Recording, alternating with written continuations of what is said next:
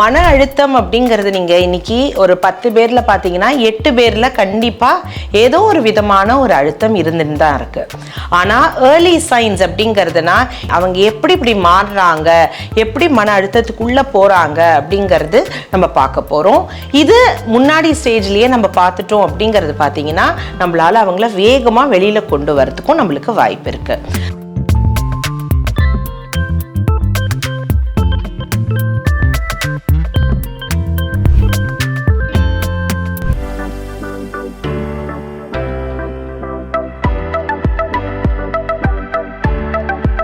பூங்காற்று நேயர்களுக்கு டாக்டர் வித்யாஹரியோட வணக்கம். இன்னைக்கு நம்ம பேச போற தலைப்பு அப்படிங்கிறது கேட்டிங்கன்னா, எப்படி நம்ம ஏர்லி சைன்ஸ் ஆஃப் மன அழுத்தம் பெரியவங்கள்ல நம்ம பார்க்கலாம் அப்படிங்கிறது. ஸோ மன அழுத்தம் அப்படிங்கிறது நீங்கள் இன்னைக்கு ஒரு 10 பேரில் பார்த்தீங்கன்னா 8 பேரில் கண்டிப்பாக ஏதோ ஒரு விதமான ஒரு அழுத்தம் இருந்துட்டு தான் இருக்குது. ஆனால் ஏர்லி சைன்ஸ் அப்படிங்கிறதுனா அவங்க எப்படி மாறுறாங்க, எப்படி மன அழுத்தத்துக்குள்ளே போகிறாங்க அப்படிங்கிறது நம்ம பார்க்க போகிறோம். இது முன்னாடி ஸ்டேஜ்லேயே நம்ம பார்த்துட்டோம் அப்படிங்கிறது பார்த்தீங்கன்னா நம்மளால் அவங்கள வேகமாக வெளியில் கொண்டு வரதுக்கும் நம்மளுக்கு வாய்ப்பு இருக்குது. ஸோ ஃபஸ்ட் அப்படிங்கிறது எடுத்துட்டிங்கன்னா நம்மளோட ஃபிசிக்கல் நம்மளோட லிமிட்டேஷன்ஸ்னு நினச்சிக்கலாம். ஸோ ஒரு பர்சன் வந்து நார்மலாக வந்து நடந்து ஓடி அந்த மாதிரி வேலை செஞ்சுட்டு இருக்கிற நபர் சடனாக ஒரு லேசினஸ் அப்படிங்கிறது சொல்லி எனக்கு வந்து பிடிக்கல, இது செய்ய பிடிக்கல, எனக்கு வெளில வர பிடிக்கல அப்படிங்கிறது சொன்னாலே எதுக்கு பிடிக்கல அப்படிங்கிறது நம்ம கேட்குற தன்மை நம்மள்கிட்ட இருக்கணும். ஸோ சப்போஸ் அவங்க அந்த மாதிரி ஃபிசிக்கலாக அவங்க வந்து அவாய்ட் பண்ணுறாங்க, நிறைய வேலை பண்ணுறதில்ல, இல்லை வாக்கிங் போகிறதில்ல, இந்த மாதிரி ஏதாவது ஒன்று இருக்குது அப்படிங்கிறதுனா அது மனசுக்குள்ளே ஏதாவது இருக்குன்னா நம்ம வந்து பார்த்துட்டு பண்ணணும். ரெண்டாவது அப்படிங்கிறது நீங்கள் பார்த்தீங்கன்னா அவங்க சாப்பிட்ற மாத்திரைகள்னால, ஸோ ஏதோ ஒரு இல்னஸ் இருக்குது, அவங்க அதனால நிறைய மாத்திரைகள் சாப்பிட்றாங்க, அதில் ஏதாவது சைடு எஃபெக்ட்ஸ் இருக்கா, அதனால நம்மளுக்கு மன அழுத்தம் வருதா, இல்லை ஒரு ஸ்லக்கிஷ்னஸ் வருதா அப்படிங்கிறத நம்ம பார்க்கணும். சப்போஸ் அந்த மாதிரி இருக்குது அப்படிங்கிறதுனா கண்டிப்பாக டாக்டரை பார்த்துட்டு எனக்கு இந்த மாத்திரை சாப்பிட்டதுலேருந்தே நான் கொஞ்சம் வீக்காக ஃபீல் பண்ணுறேன், இல்லை டயர்டாக ஃபீல் பண்ணுறேன் அப்படிங்கிறது நீங்கள் கேட்டுக்கலாம்.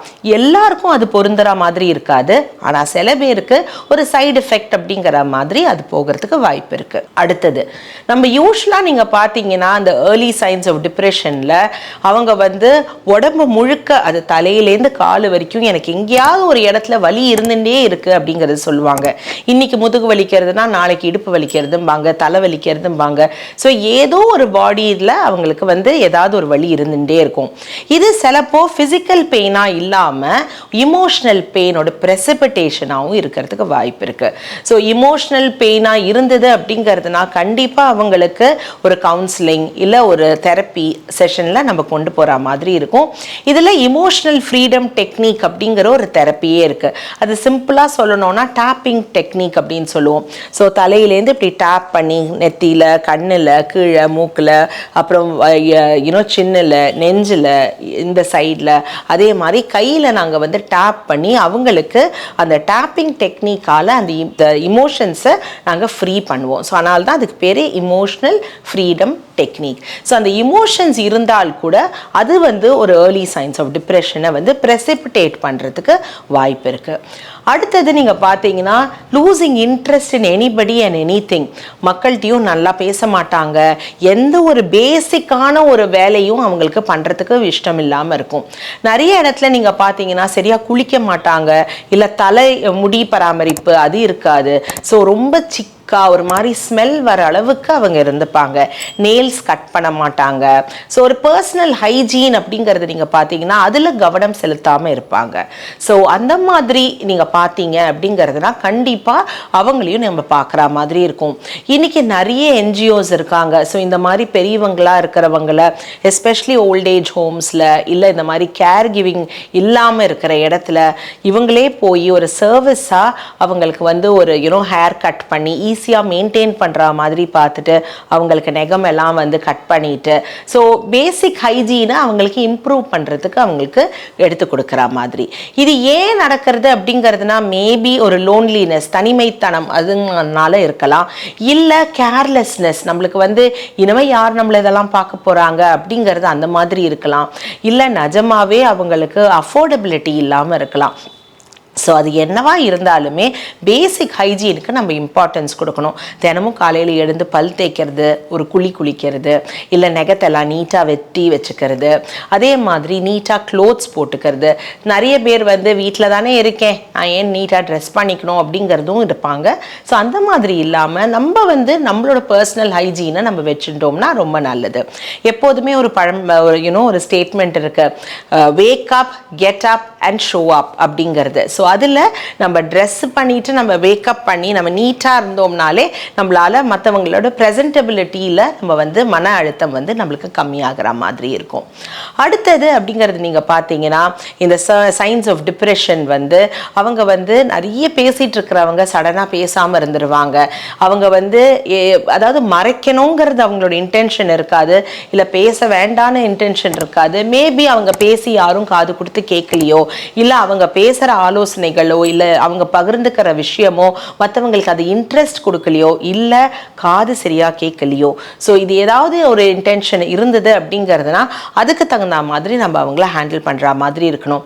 நிறைய இடத்துல நீங்கள் பார்த்தீங்கன்னா காது கேட்கறது கம்மியாகிறதுனாலேயே அவங்க பேசாமல் இருப்பாங்க. அதுவே அவங்களுக்கு ஒரு டிப்ரெஷனாக ஆகிடும். நான் பேசி எனக்கு அவங்க பேசுறது எதுவுமே எனக்கு காதில் விளங்கலையே, அப்போது நான் ஏன் பேசணும் அப்படிங்கிற ஒரு ரெக்ளூசிவ்னஸ்க்கு அவங்க போயிடுவாங்க. அது நீங்கள் பார்த்தீங்கன்னா நாளளவில் அவங்களுக்கு ஒரு மன அழுத்தம் கொடுக்கும். ஏன்னா என்ன பேசினாலும் அவங்களுக்கு கேட்கல.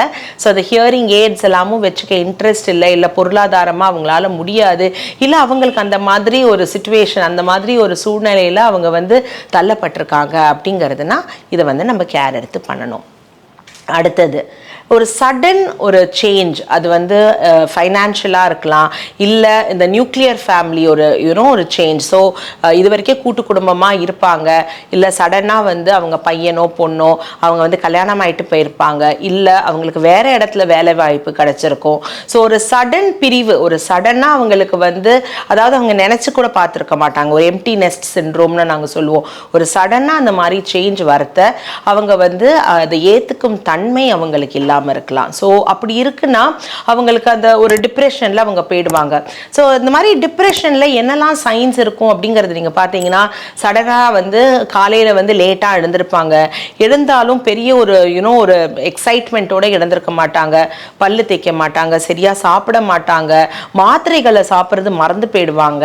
அண்ட் மாத்திரைகள் கூட ஒரு 2-3 நாள் சாப்பிடாம இருந்தால் அதுக்குண்டான ஒரு ரிஃப்ளெக்ஸ் எல்லாம், ஸோ ஒரு பிபி மாத்திரை 2 நாள் சாப்பிடலன்னா ரொம்ப தலைவலிக்கும், இல்லை படப்படப்பாக இருக்கும், இல்லை ஒரு ரெஸ்ட்லெஸ்ஸாக இருக்கும், தூக்கம் இல்லாமையாக இருக்கும். ஸோ இந்த மாதிரி மாத்திரை சாப்பிடாததுனால வரக்கூட ஃபர்தர் காம்ப்ளிகேஷன்ஸ்.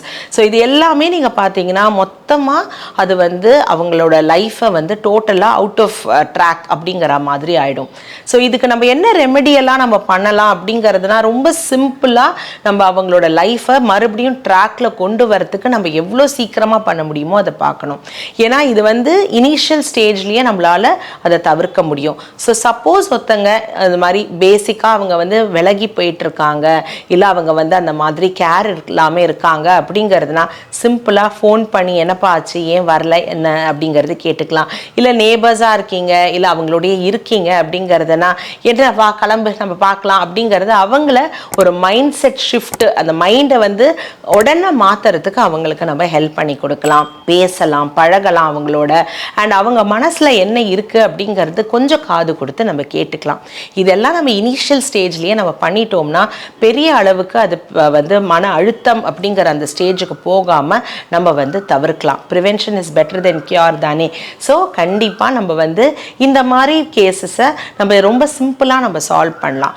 இல்லை இது அதையும் தாண்டி போயிடுச்சு அப்படிங்கிறதுனா கண்டிப்பாக ப்ரொஃபஷ்னல் ஹெல்ப் எடுத்துக்கலாம். சைக்காலஜிஸ்ட், சைக்காட்ரிஸ்ட் அவங்கள்ட்ட கூட்டிகிட்டு போயிட்டு என்ன ஆச்சு அப்படிங்கிறது நம்ம அதை சால்வ் பண்ணி அவங்கள மறுபடியும் ஒரு நார்மலான லைஃப்க்கு அவங்கள கொண்டு வரலாம். இது ரொம்ப முக்கியம் இன்னைக்கு காலகட்டத்தில். இது நீட் ஆஃப் தி ஆர் நாங்கள் சொல்லுவோம். ஏர்லி சைன்ஸ் ஆஃப் டிப்ரெஷனாக நம்ம கண்டுபிடிச்சிட்டோம் அப்படிங்கிறதுனா நத்திங் லைக் இட். அண்ட் இதுக்காகவே நிறைய என்ன சொல்கிறது, crores and crores of rupees அவங்க செலவு பண்ணுறாங்க. ஏன்னா ட்ரீட்மெண்ட்டில் செலவு பண்ணுறதோட அவேர்னஸ் ப்ரோக்ராம்ஸில் செலவு பண்ணுறாங்க. ஜூன் மந்த் அப்படிங்கிறத எடுத்துட்டீங்கனாலே முழு மாதமே மென்னுக்கு குழந்தைக்காகவே மென்டல் வெல்பீயிங், மென்டல் அவேர்னஸ்க்காக நம்ம வந்து அந்த அவேர்னஸ் செஷன்ஸை நம்ம கொண்டு வந்துட்ருக்கோம். அதே மாதிரி நீங்கள் பார்த்தீங்கன்னா 10-10 அப்படிங்கிறது நாங்கள் சொல்லுவோம், 10th day of the October month. So 10/10 வந்து மென்டல் வெல்பீயிங் ஃபார் ஆல் அப்படிங்கிறது. ஸோ இந்த மாதிரி ஏன் அவேர்னஸ் கேம்பெயின்ஸ், ஏன் அவேர்னஸ் செஷன்ஸ் எல்லாம் பண்ணுறாங்கன்னா இந்த ஏர்லி சைன்ஸ் ஆஃப் டிப்ரெஷனை கண்டிப்பாக கண்டுபிடிக்கிறதுக்கு.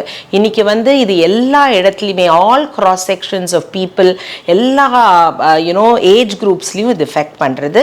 ஸோ அது வந்து சின்ன குழந்தைங்களாக இருந்தாலும் சரி, அடல்ட்டாக இருந்தாலும் சரி, பெண்கள், ஆண்கள், இல்லை டிரான்ஸ்ஜெண்டர்ஸ் யாராக இருந்தாலும் சரி, மென்டல் வெல்பீயிங், ஒரு ஹொலிஸ்டிக் லைஃப், ஒரு முழுமையான ஒரு வாழ்க்கைக்கு நம்ம மனநலம் அப்படிங்கிறது பார்த்தீங்கன்னா ரொம்ப ரொம்ப அவசியம்.